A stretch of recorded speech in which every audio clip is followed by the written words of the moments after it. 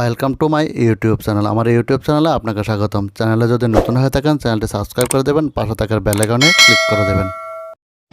পথচারী বন্ধুগণ, মায়েরা এবং বোনেরা, আমরা দেশ রক্ষার জন্য সারা দেশে যে নির্বাচনী মঞ্চ তৈরি হয়েছে, যে মঞ্চের নাম ইন্ডিয়া মঞ্চ, সেই ইন্ডিয়া মঞ্চের পক্ষ থেকে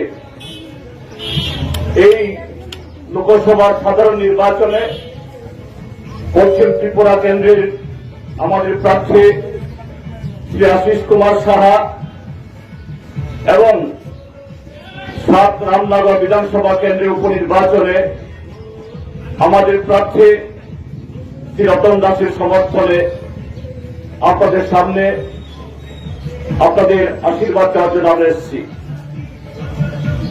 নির্বাচনের তারিখ ঘোষণা হয়েছে, এটা আপনারা সকলেই জানেন। আপনাদের ব্যস্ততম সময় থেকে কয়েকটা মিনিট আপনার কাছে এই আবেদন রাখতে চাইছি। এবারে নির্বাচন বিগত বছরগুলোর ন্যায় 5 বছর পরে হলেও এই নির্বাচন আমাদের দেশের ইতিহাসে স্বাধীনতার গত 7.5 দশক বাদে এক নতুন গুরুত্ব এবং দেশের জনগণের সামনে এক নতুন দায়িত্ব নিয়ে উপস্থিত হয়েছে। কেন সেই গুরুত্ব এবং কেন সেই নাগরিকের দায়িত্ব আপনারা সকলে উপলব্ধি করছেন? গত 10 বছর আমাদের দেশে ভারতীয় জনতা পার্টির নেতৃত্বে, তার নেতা নরেন্দ্র মোদীর নেতৃত্বে যে সরকার চলছে, এই সরকার জনগণের সামনে হাজারো প্রতিশ্রুতি উপস্থিত করে তার আগে 70 বছর ধরে ভারতবর্ষে বা আমাদের ত্রিপুরাজ্যেও গণতান্ত্রিক আন্দোলনের মধ্য দিয়ে যা অর্জন হয়েছে সবকিছুকে ধ্বংস করে আমাদের দেশের ভারতীয় জনতা পার্টি সরকার, নরেন্দ্র মোদীর নেতৃত্বের সরকার এদেশের সমস্ত সম্পদ একে একে দেশের একচেটিয়া পুঁজি কর্পোরেটদের হাতে তুলে দিচ্ছে। যার কারণে আজকে দেশে এত বেকারত্ব, যার কারণে দেশে আজকে দ্রব্যমূল্যের এত লাগামহীন বৃদ্ধি, যার কারণে দেশের মধ্যে এত হানাহানি ইত্যাদি। এবং নরেন্দ্র মোদী সরকার, ভারতীয় জনতা পার্টি সরকার, তারা দেখেছে যদি ভারতবর্ষে গণতান্ত্রিক ব্যবস্থা সচল থাকে, শান্তিপূর্ণভাবে মানুষ তার অধিকার ভোগ করতে পারে, তাহলে তাদের যে কর্মসূচি দেশকে লুট করা, দেশের সম্পদকে বিকিয়ে দেওয়া এবং জনগণের জন্য কিছু কাজ না করে বছরের পর বছর ক্ষমতায় থেকে টিকে থাকার, এটা হবে না। সেই কারণে আমরা দেখেছি গত 10 বছরে আমাদের সংবিধানকে তারা দুর্বল করেছে। ভারতবর্ষের পার্লামেন্টে বিরোধী দলের সাংসদদেরকে জবরদস্তি করে বের করে দিয়ে কোন আলোচনা ছাড়া, কোন পরীক্ষা ছাড়া একটার পর একটা অসংখ্য আইন তারা তৈরি করেছে বা পূর্ববর্তী আইনের সংশোধন তারা করেছে। কাজে বন্ধুরা, এবারে নির্বাচন শুধুমাত্র আগামী 5 বছরের জন্য নতুন একটা সরকার তৈরি করা না। বিভিন্ন দল বা গোষ্ঠী তারা প্রত্যেক নির্বাচনের ন্যায় ইশতেহার প্রকাশ করবে, কর্মসূচি নিয়ে আসবে। শুধু নতুন কর্মসূচি বা ইশতেহার রূপায়ণ করা নয়, যদি দেশকে রক্ষা না করা যায়, সংবিধানকে যদি রক্ষা না করা যায়, তাহলে এই দেশে আগামী দিন আর কোন ভোট থাকবে না। এই দেশে বিরোধী দল বলে বা সরকারের জনবিরোধী কার্যকলাপের বিরুদ্ধে কেউ আওয়াজ তুলতে পারবে না। এই দেশ ইতিমধ্যেই একটা আধা একনায়কতন্ত্রী সরকারে পরিণত হয়েছে।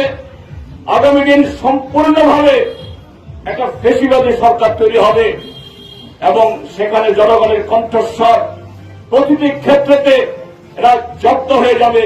কাজে সেই জায়গায় এই দেশকে বাঁচানোর জন্য। এবং ত্রিপুরার যে গত 6 বছর ধরে যে ভারতীয় জনতা পার্টি আইপিএফটি সরকার তৈরি হয়েছে, এখন সাথে ত্রিপুরা মাথা যুক্ত হয়েছে। আপনারা দেখছেন গত 6 বছরে কিভাবে 25 বছর ধরে বামপন্থী ফ্রন্ট সরকার জনগণকে সাথে নিয়ে এবং জনগণের মাধ্যমে কি গ্রাম কি শহর এ রাজ্যের পরিকাঠামো, শিক্ষা, স্বাস্থ্য, কৃষি, শিল্প গড়ে তুলেছে।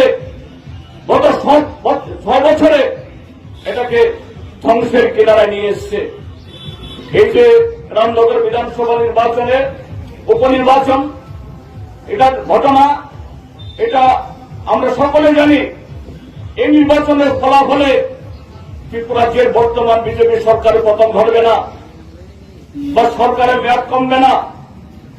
নিয়ম অনুযায়ী সরকার আরো প্রায় 4 বছর থাকবে, কিন্তু রামনগর বিধানসভা কেন্দ্রে এই উপনির্বাচনে বামপন্থীদের জয় 6 বছর ধরে এক নাগারে যে লুট করছে, আমাদের রাজ্যের আইন শৃঙ্খলাকে সম্পূর্ণ তলাবিতে নিয়ে এসে একটা অরাজকতা কায়েম করেছে, তার বিরুদ্ধে একটা মোক্ষম জবাব হবে। তাই সেই জায়গায় লোকসভা এবং বিধানসভার উপনির্বাচনে আমাদের দুজন প্রার্থী আশিস কুমার সাহা এবং রতন দাস আপনাদের সকলেরই প্রিয়, পরিচিত এবং এই শহরে বিভিন্ন কর্মকাণ্ডে এই আগরতলা মিউনিসিপ্যাল কাউন্সিলের চেয়ারম্যান হিসাবে এবং কাউন্সিলর হিসাবে এবং উভয়েই বিধায়ক হিসাবেও শুধু এই কাউন্সিল, এই রামনগর বিধানসভা না, গোটা ত্রিপুরা যে উন্নয়ন যজ্ঞে তারা ইতিমধ্যেই তাদের যে যোগ্যতা, জনগণের প্রতি তাদের যে সান্নিধ্য, এই রাজ্য নির্মাণের প্রতি তাদের দায়বদ্ধতা প্রমাণ করেছে। তাই সেই জায়গায় আমরা আহ্বান জানাবো, আগামী 19 তারিখ লোকসভা এবং বিধানসভা উপনির্বাচনে আপনাদের সকলেরই পরিচিত প্রিয় মুখ আশিস কুমার সাহা এবং রতন দাসকে লোকসভা নির্বাচনে হাত চিহ্নে এবং বিধানসভা উপনির্বাচনে কাছে হাতরা তারকা চিহ্নে ভোট দিয়ে আপনাদের দেশপ্রেমিক দায়িত্ব পালন করুন এবং এই দেশকে আগামী দিনে এগিয়ে নিয়ে যাওয়ার, ত্রিপুরা রাজ্যকে ধ্বংসের হাত থেকে বাঁচানোর সেই প্রতিজ্ঞা গ্রহণ করুন। এই কথা বলে আমি আবারও আপনাদের সকলকে অভিনন্দন, নমস্কার, শুভেচ্ছা এবং আদাব জানাচ্ছি। Thanks for watching.